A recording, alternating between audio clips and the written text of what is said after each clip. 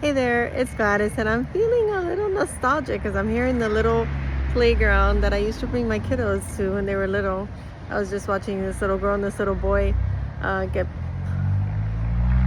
pushed on the swings, and so I'm feeling a little nostalgic. Mine are 18 and 22, so those days are long gone, but I wanted to come in here and answer another burning question that came up, which I thought was a really great question, which was, is there anything that you can do to turn a situationship into a real relationship?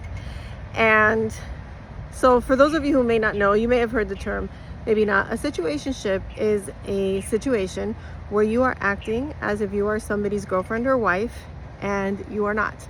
So that means you are probably being physically intimate with them. You are dating them exclusively. You're not talking to anybody else. You're only making time for them on your calendar, and you're acting like you're in a relationship, but you're not. Now, why does that not work? Because you, many times in situationships, there could be lots of reasons. The man could be married. He may just not want to be in a relationship. May want to be physically intimate, but not emotionally intimate. He may be telling you, by the way, a lot of times these men are not lying. They're saying, look, I don't want commitment. I just want something casual. Let's just see what it is. Let's see what is it? Let's see how it unfolds. That's not what they say. What's the word? Let's see how it goes. I don't want to put any labels on it. Don't want to put any titles on it. Let's just be cool. And if what you want, wow, there are two little dogs having a fit in the background. If that's what you want, if you want cool, casual, and not committed, maybe a situationship is what you want. But most of the women who are in our community, most of the women we work with, they do not want that. They want a committed relationship.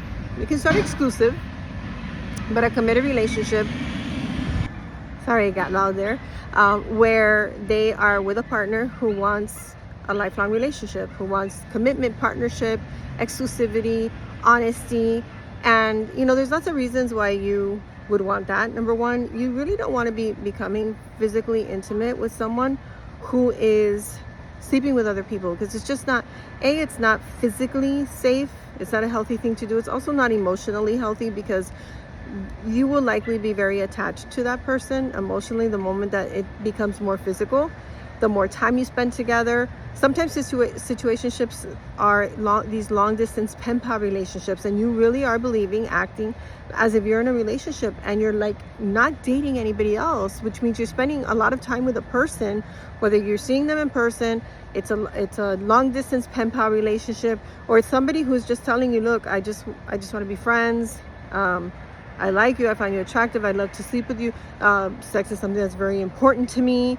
I need to know that first before I get in a relationship. Michelle and I, over the last 16 years, we've heard it pretty much all. And so there's all these reasons. But if that doesn't work for you, you've got to do what works for you. You've also got to be honest with yourself. So you get to set your boundaries for yourself, and you get to say, no, I'm not going to be exclusive.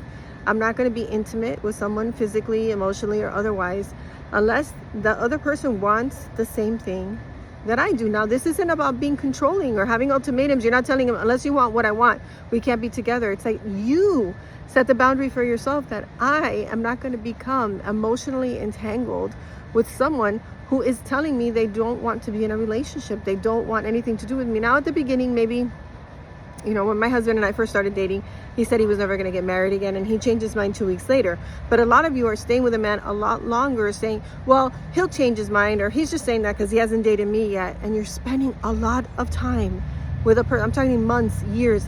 There was a woman waiting up to 17 years. That's the one I think that's waited the longest that I know of, waiting for this guy to choose her. Why are you waiting for somebody to choose you? You're the one who gets to choose what works for you, what kind of relationship you want, the person, whether or not a person is treating you the way that you want to be treated, with kindness, with respect, with honor, that you feel loved and adored every day. That's what you want to be paying attention to. So if you're in a situationship and you're wondering if you can make it into a relationship, the answer is no, not really. And probably this warrants having a conversation with us, one of our love breakthrough coaches, so that we can get more details, right? This was just a question that was sent in by email.